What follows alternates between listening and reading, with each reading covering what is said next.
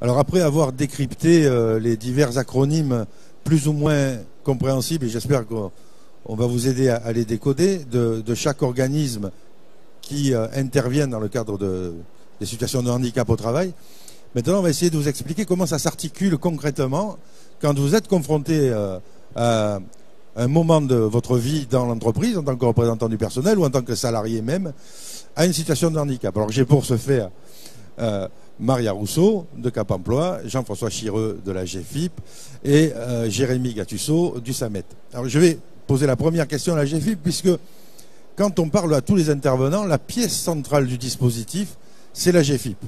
Puisque la GFIP gère les fonds qui vont vous aider à... donc Jean-François Chireux, si je suis moi en situation de handicap du jour au lendemain, que je veux être maintenu dans l'emploi, je me retourne vers la GFIP, comment ça marche ? Comment ça marche? Alors la GFIP, c'est pas un acteur de terrain en fait. On est avant tout un acteur institutionnel, souvent considéré comme le grand argentier du dispositif. Mais on n'est pas un acteur de terrain en tant que tel, en tout cas pour répondre aux situations de maintien dans l'emploi ou d'insertion. Bon, pour ce faire, en fait, on a développé un certain nombre de services qui permettent justement d'intervenir dans les entreprises pour que les personnes conservent leur emploi ou accèdent à un emploi. Mais la GFIP n'est pas un acteur de terrain en tant que tel. Par contre, on est un acteur financier qui permet justement de soutenir les projets qui nous sont proposés par les acteurs de terrain que sont les SAMET et les Cap Emploi aujourd'hui. Alors, donc vous êtes la pièce centrale de ce dispositif. Et comment, en tant que pièce centrale, vous articulez les interventions des uns et des autres pour pouvoir arriver au cœur de votre mission, qui est celle de gérer ces fonds et les distribuer au mieux à ceux qui en ont besoin et en collecter avec des contributions qui vous sont reversées par des gens qui ne satisfont pas au minimum de 6% de salariés handicapés. Il faut rappeler que c'est ça. Parmi les contributions que paye l'entreprise, il y a cette contribution qu'on paye à la GFIP parce qu'on n'atteint pas le seuil de 6%. Mais ces fonds-là, ils servent à quelque chose. C'est pas une taxe supplémentaire. C'est bien pour ça qu'on parle de contribution volontaire, effectivement. Donc en fait, la GFIP, c'est un collecteur, mais pas que. C'est aussi un expert du handicap. Et les fonds que l'on récolte, en fait, donc versés par les employeurs privés qui n'atteignent pas leur quota de 6%, nous permettent de développer un certain nombre de services, de prestations, d'aide directe pour les personnes handicapées et pour les employeurs. Alors, quand vous êtes saisi par un salarié ou par une entreprise, on vous dit, voilà, j'ai une personne qui a eu un accident, et puis maintenant, je voudrais la garder dans l'emploi, le salarié veut garder dans l'emploi. Vous, quel est votre rôle là? Vous intervenez comment? On a plutôt un rôle on va dire, d'assemblier, puisque comme je vous l'expliquais tout à l'heure, nous ne sommes pas un acteur de terrain. Donc ce qu'on va essayer déjà dans un premier temps, c'est de conseiller au mieux la personne, puis de la renvoyer sur l'interlocuteur idoine qui va être en capacité de pouvoir traiter concrètement la situation, parce que nous ne sommes pas un intervenant direct dans l'entreprise. Donc là, vous l'envoyez vers le SAMET, par exemple? Oui, vers le SAMET, voire d'autres acteurs en fonction de la demande qui est formulée par la personne. Alors, puisqu'on a Jérémy Gattuso du SAMET, une fois que vous êtes saisi par la GFIP, comment vous prenez contact, comment vous intervenez dans l'entreprise et quelle est votre mission? Alors, dans un premier temps, on va en effet, comme a pu commencer à le faire la GFIP, analyser la demande. C'est-à-dire qu'on va prendre contact auprès des acteurs principaux, l'employeur, le salarié concerné et le médecin du travail. On en a parlé tout à l'heure sur la table ronde. Donc on va récupérer des informations sur ces acteurs-là et puis tout simplement proposer notre intervention, parce qu'on intervient en termes de conseil, on n'a pas de pouvoir coercitif par rapport à l'entreprise. Donc nous, notre but, c'est de pouvoir intervenir sur le terrain, donc sur le site de l'employeur, pour commencer notre diagnostic et rechercher une solution de maintien dans l'emploi. Alors, j'ai recherché une solution de maintien dans l'emploi, ça veut dire faire un diagnostic sur l'aménagement du poste de travail, par exemple. C'est ça, des possibilités de maintien en entreprise. Donc, soit les possibilités de maintien sur le poste, en aménageant le poste de façon technique ou organisationnelle. Si ce n'est pas possible, travailler aussi, par exemple, sur du reclassement interne, donc une évolution professionnelle de la personne via une formation ou un tutorat dans l'entreprise. Et s'il s'avère qu'il n'y a pas de solution d'entreprise, pouvoir quand même accompagner le salarié dans une démarche de reconversion professionnelle pour trouver un métier plus adapté à son handicap. Et là, vous décrochez vos téléphones et vous appelez Maria, qui, chez Cap Emploi, va avoir toute une démarche de formation. Alors, Maria, 2 mots sur la mission de Cap Emploi, même 3 ou 4, puisque là, on peut rentrer dans les détails dans le cadre de l'articulation. Donc, vous intervenez, vous, quand la SAMET n'a pas trouvé de solution? Alors, Oui, pas que, mais oui, à partir du moment où la personne en fait est bénéficiaire de l'obligation d'emploi, donc cette personne peut avoir un accompagnement spécifique renforcé donc par le Cap Emploi aujourd'hui, qui va lui permettre donc d'avoir un conseiller référent qui est spécialiste dans l'accompagnement des personnes reconnues du travail handicapées, qui va également poser un diagnostic en fonction de sa situation donc à l'entrée, en fonction de ses aptitudes, ses compétences, de son handicap, voir quel accompagnement sera mis en place. Donc il y aura bien entendu plusieurs étapes par rapport à cet accompagnement. Donc ça va passer par soit la mise en place d'une complète reconversion professionnelle, d'où un bilan de compétences, la découverte d'un nouveau métier, des formations, bien évidemment. Donc tout ça sur les droits acquis par le salarié, que sont le compte personnel de formation, tous ces droits qui sont maintenant transférables, etc. Et si besoin est, peut-être demander à la GFIP un complément pour une formation qui n'est pas prévue par ces fonds-là et par les collecteurs traditionnels. Par le conseil régional également, qui peut également financer des formations et bien entendu en complémentarité avec des formations financées par la GFIP, bien évidemment. Parce que la GFIP, et là on retourne vers Jean-François, finance des formations. Oui, tout à fait. La GFIP a un programme de formation qui vient bien en complémentarité du dispositif de droit commun, parce que c'est important de rappeler quand même qu'une personne en situation de handicap, avant tout, c'est un citoyen à part entière, donc il doit bénéficier, au même titre que les autres, des programmes de formation existants. Et puis la GFIP, elle vient compléter les dispositifs existants, soit par des moyens financiers, soit par des actions complémentaires, de façon à pouvoir répondre réellement à la demande, aux besoins des personnes en situation de handicap en recherche d'emploi. Le spectre des formations que finance la GFIP, il est suffisamment large, parce que je me rends compte, nous, on est à Syntec et notre organisme de formation, c'est le FAFIEC. Et dedans, on a une liste de formations et c'est très difficile de sortir de cette liste. Est-ce que vous êtes plus large que les listes de formation prévues par certaines branches, par exemple? Est-ce que vous proposez aux travailleurs, parce qu'un travailleur qui se retrouve en situation de handicap, il n'est pas forcément un chauffeur routier ou électricien. Il peut être le spectre est très très large. Et est-ce que vous avez des formations métiers qui sont suffisamment larges pour satisfaire n'importe quelle branche? Ouais, c'est un peu l'objectif aujourd'hui. Maintenant, il y a quand même il y a une politique de formation qui existe, qui est gérée en particulier par les conseils régionaux. Donc en fait, l'objectif de la GFIP, c'est dans un cadre conventionnel, c'est bien de venir compléter l'offre existante de façon à apporter soit des moyens complémentaires financiers pour permettre aux personnes de se former, pour compenser les situations de handicap, voire d'envisager d'autres programmes particuliers pour répondre aux besoins qui sont rencontrés par les personnes et qui nous sont remontés par les acteurs de terrain, en particulier par le réseau Cap Emploi. Alors, on n'a pas de programme en tant que tel. L'objectif, c'est vraiment de coller à la demande et de soutenir les projets. Tant que si le projet est viable, effectivement. Voire même jusqu'à la création d'entreprise. Oui, tout à fait. On finance également la création de l'entreprise à la GFIP. Tout à fait. Alors, on va revenir vers Maria. Donc, une fois qu'on a fait ce bilan de compétences, on a fait une formation financée par la GFIP ou pas, vous travaillez comme un cabinet privé d'outplacement finalement.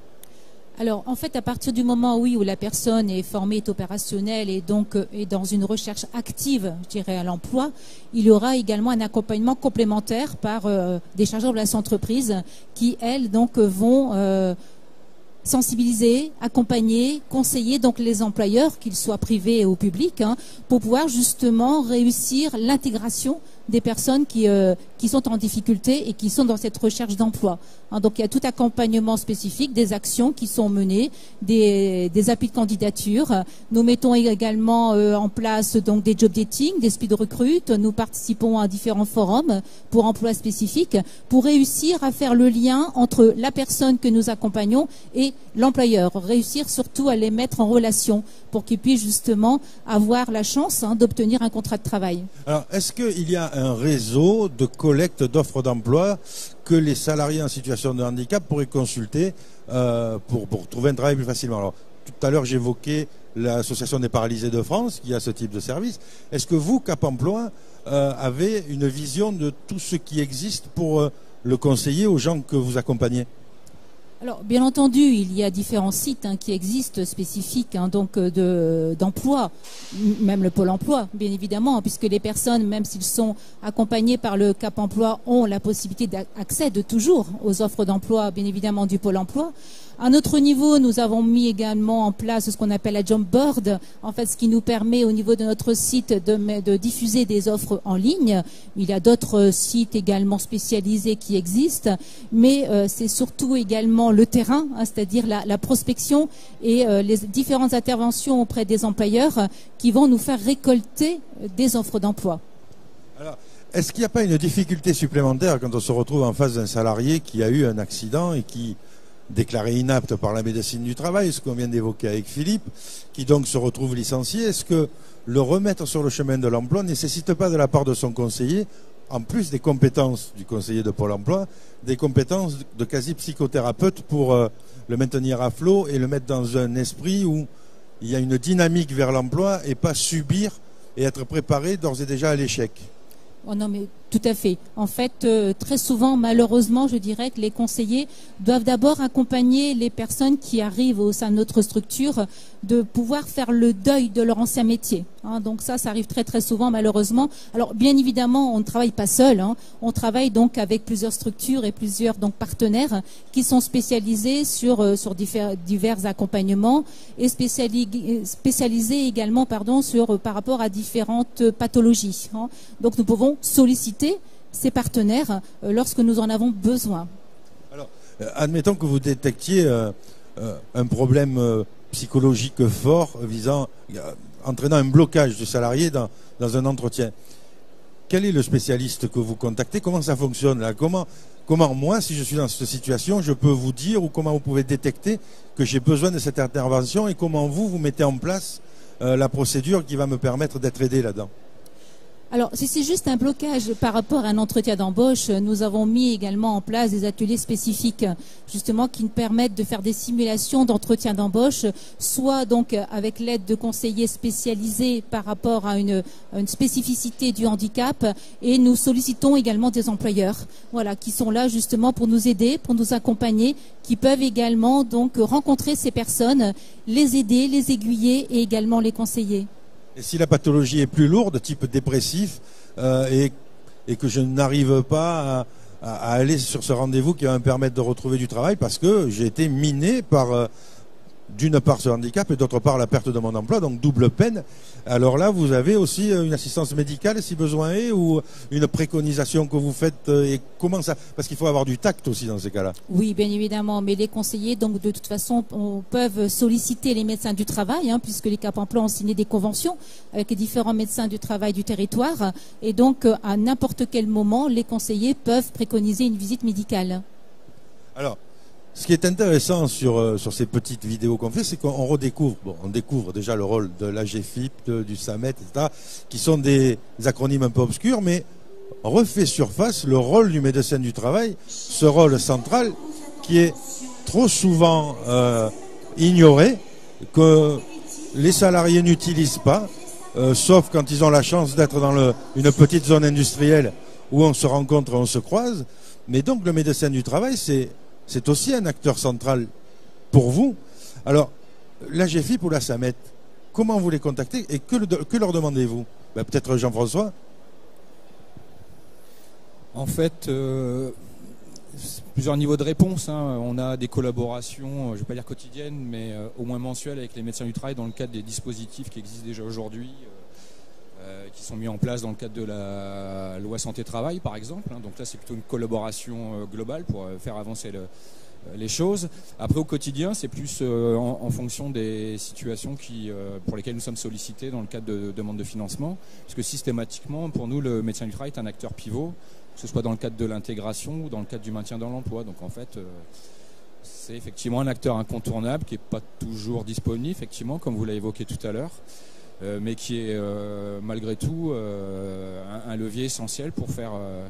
Alors pour vous, qui avez au quotidien des relations avec le médecin du travail, quel est le regard que vous pouvez donner à ceux qui ont quelquefois du mal à le joindre pour qu'ils viennent à la réunion du CHSCT?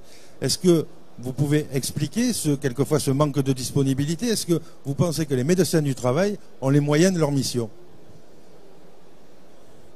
Il m'appartient pas de juger, d'estimer ça. Moi, je considère que le médecin du travail, c'est un acteur à part entière et qu'a priori, comme le disait votre collègue tout à l'heure, Il ne faut pas en avoir peur, il suffit de le solliciter, il a un téléphone, il a une assistante, il a éventuellement une infirmière qui peut lui relayer un certain nombre d'informations. Et jusqu'à présent, on gère quand même bon nombre de dossiers en délégation de France. Il n'y a pas de problème particulier à solliciter les médecins. Bien évidemment, on sait qu'ils sont de plus en plus rares. Maintenant, les services de santé au travail se sont réorganisés de façon à ce qu'on puisse quand même avoir un interlocuteur clé au sein du service de santé au travail. Donc je considère qu'aujourd'hui, il faut quand même essayer tant que faire se peut, de les solliciter parce qu'ils sont effectivement conseillers de l'employeur, mais aussi conseillers du salarié. Donc c'est un acteur à part entière. Alors, pour le SAMET, donc le service d'aide au maintien du travailleur handicapé dans l'emploi, votre démarche vis-à-vis du médecin du travail, concrètement, ça se passe comment vous rentrez en contact avec? Qu'est-ce que vous lui fournissez comme document? Qu'est-ce que vous lui demandez comme étude? Et comment ça s'articule pour vous? Alors si c'est pas le médecin du travail directement qui nous contacte, parce que ça reste la majorité des demandes d'intervention, c'est les médecins qui nous contactent directement, soit via une fiche de signalement qui nous permet d'avoir les premières informations pour intervention, ou tout simplement par téléphone ou autre, tout est possible. Mais si c'est pas eux qui nous contactent, une des premières questions qu'on va poser à l'employeur ou au salarié, c'est est-ce qu'il a pris contact justement avec le médecin du travail. Ça, c'est pas toujours le cas au moment où on est sollicité, et on va les conseiller de le mettre dans la boucle le plus rapidement possible, parce que comme on l'a dit, c'est un acteur incontournable. Après, par rapport à sa disponibilité, je pense que de toute façon, à l'avenir, il faut aussi qu'on puisse travailler avec les équipes pluridisciplinaires des services de santé au travail. Le médecin du travail, en effet, ne va pas pouvoir tout faire. Et il y a plein de compétences dans les services de santé au travail. Il y a des ergonomes, il y a des psychologues du travail, il y a des infirmières qui sont là aussi pour aider l'employeur et le salarié dans leur situation. C'est très intéressant ce que vous évoquez. Parce que pour bien expliquer aux gens qui vont nous voir, quand on alerte donc, dans le cadre de la volonté de maintien dans l'emploi d'un salarié qui va se retrouver en situation de handicap, potentiellement, c'est une équipe de combien de personnes qui se met à sa disposition? Parce que ça, quand même, il faut montrer que dans les services que nous avons en France et qui sont à préserver, il y a du potentiel qui se mobilise pour venir assister des gens qui sont dans la difficulté. Alors, pour un cas tout bête de quelqu'un qui perd une mobilité, c'est combien de personnes qui se mettent en mouvement pour préserver et essayer de le maintenir dans l'emploi? Alors, c'est au cas par cas, donc j'aurais du mal à vous dire combien de personnes, mais on peut avoir en effet 4 ou 5 personnes qui peuvent intervenir. Après, ça peut être aussi un risque, c'est-à-dire qu'à force de multiplier les acteurs, la personne ou l'employeur peut s'y perdre aussi. Donc charge justement aux acteurs principaux comme le médecin du travail de pouvoir coordonner, centraliser et ainsi permettre aussi une certaine visibilité dans ce qu'on peut proposer en termes d'aide. C'est intéressant pour ceux, puisque mon objectif caché, c'était de passer au-dessus du tabou du handicap et d'expliquer que c'est pas une fatalité et qu'on peut quand même s'en sortir parce qu'il y a des gens pour nous aider et qui sont là à nous l'expliquer et de dire que c'est des équipes complètes, quoi. On n'est pas seul et qu'il faut pas, et que l'isolement ne doit pas être la source de la triple peine qui serait en plus du handicap et de la perte d'emploi, l'isolement. Oui. Et ça, je compte sur vous pour leur passer le message, pour leur montrer que vous êtes à leur disposition. Alors ici, on a les gens des Hauts-de-France, mais il y a les mêmes dans toute la France. Bien sûr. Et que sur un simple coup de fil, alors on va rappeler en fin d'interview les sites internet sur lesquels on peut se connecter, mais que la machine se met en route et que bien sûr, il y a un peu d'administratif à faire parce qu'on est quand même en France. Oui. Alors, pour la GFIP, est-ce que cet administratif est très lourd? Excusez-moi, je ne vous ai pas entendu. Quand on déclenche un dossier comme ça, comme on est en France, il y a beaucoup de papiers à remplir. Ça, c'est normal. Est-ce que vous faites encore des efforts au maximum pour simplifier les procédures et pour rendre la chose un peu plus légère et que ce ne soit pas un labyrinthe qui décourage les gens qui pourraient avoir recours à vos services de dire non, finalement, c'est pas la peine, je reste là, quoi?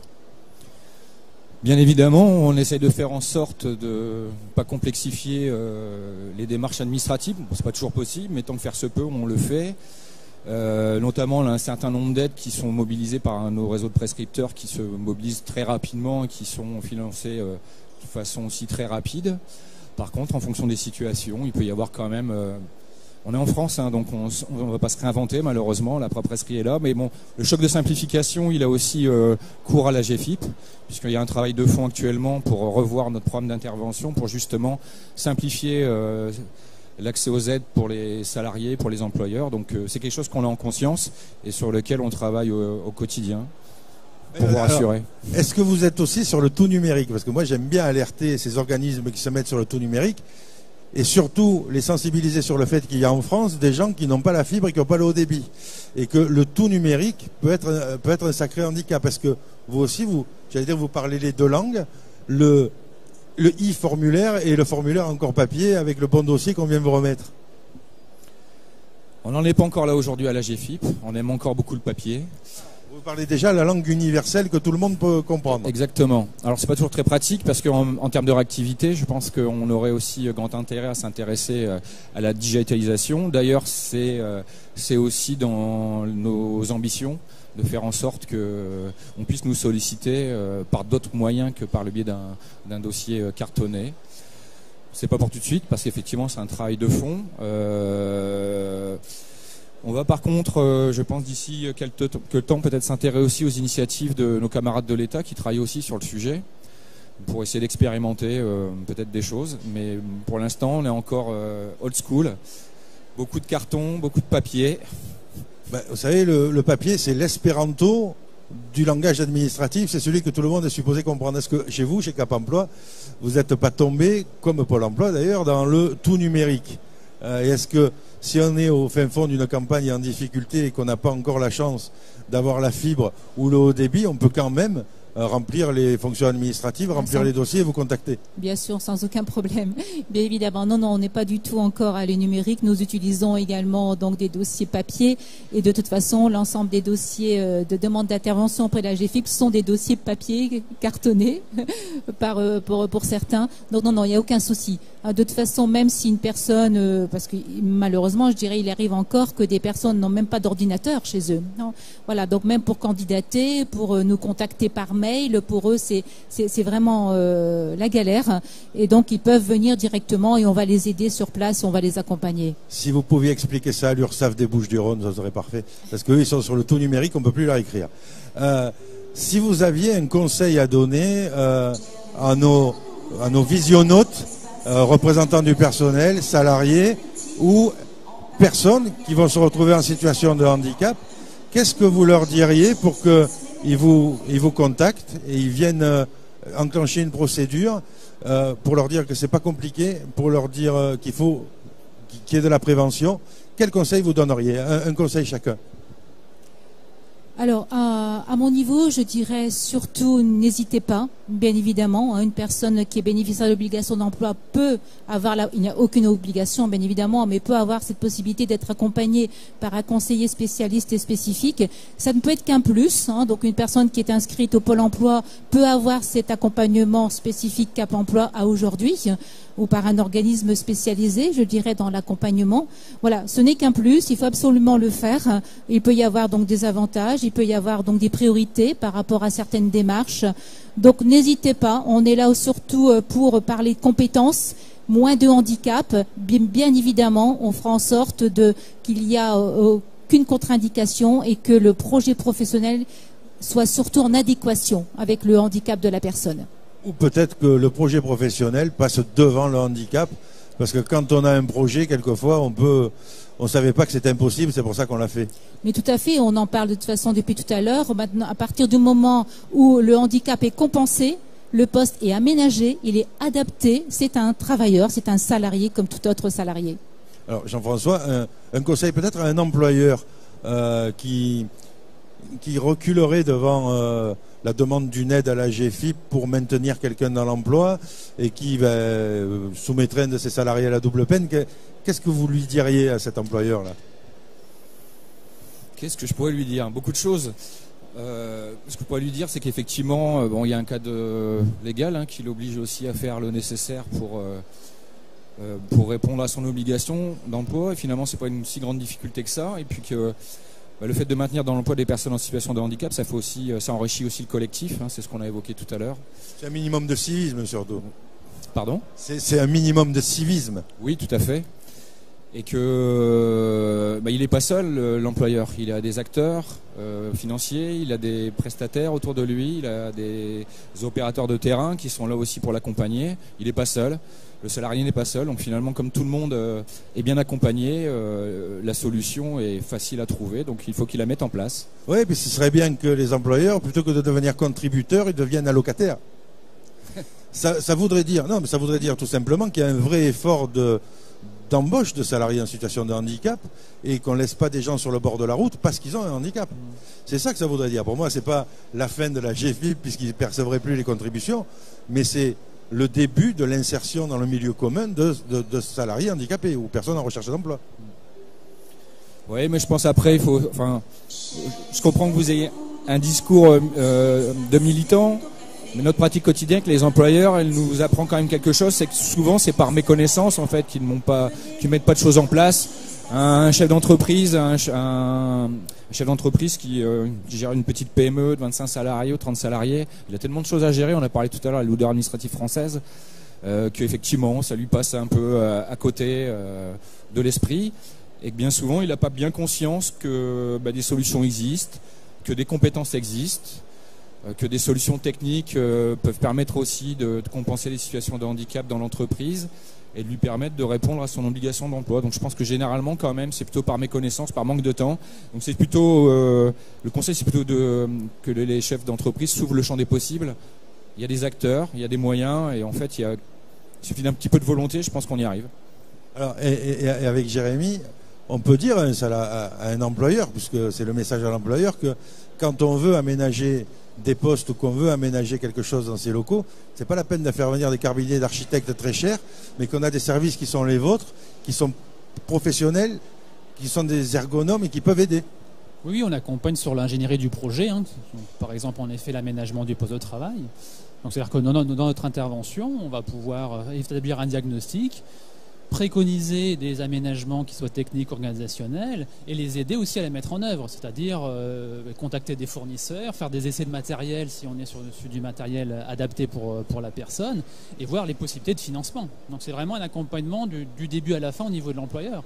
Donc on ne peut pas faire sans lui, parce que c'est lui qui va décider, c'est lui qui connaît le mieux l'entreprise, donc on a besoin de lui pour pouvoir avancer sur ce projet-là, mais on l'accompagne sur toutes les facettes du projet. Au-delà d'être passé au-dessus du tabou, j'espère qu'en regardant cette vidéo, s'il y a des employeurs qui la regardent, ils ne se diront plus que quand survient un handicap chez un salarié, c'est une montagne qui se dresse, mais plutôt qu'il y a tous les outils qui vont faire en sorte que ça ne va pas lui coûter une fortune, parce que c'est souvent ça, l'inquiétude du chef d'entreprise, c'est combien ça va me coûter d'adapter, combien ça va me coûter de former, combien ça va me coûter de reclasser. Et que non, il y a des gens dans le service public, dans l'association de gestion, une agence nationale, qui peuvent l'aider à passer au-dessus de ça. Je crois que si c'est un message, c'est celui-là qu'on veut passer. Et puis pour ceux qui vont se retrouver en situation de handicap, le handicap, c'est plus un problème pour sa carrière professionnelle. Après, personnellement, ça chacun le gère comme il peut, mais pour une carrière professionnelle et pour être maintenu dans l'emploi, le handicap ne doit plus être un problème. Exprimez-vous, faites reconnaître vos handicaps, parce que ça peut permettre de créer des expériences pour en bénéficier après. Merci beaucoup. Merci.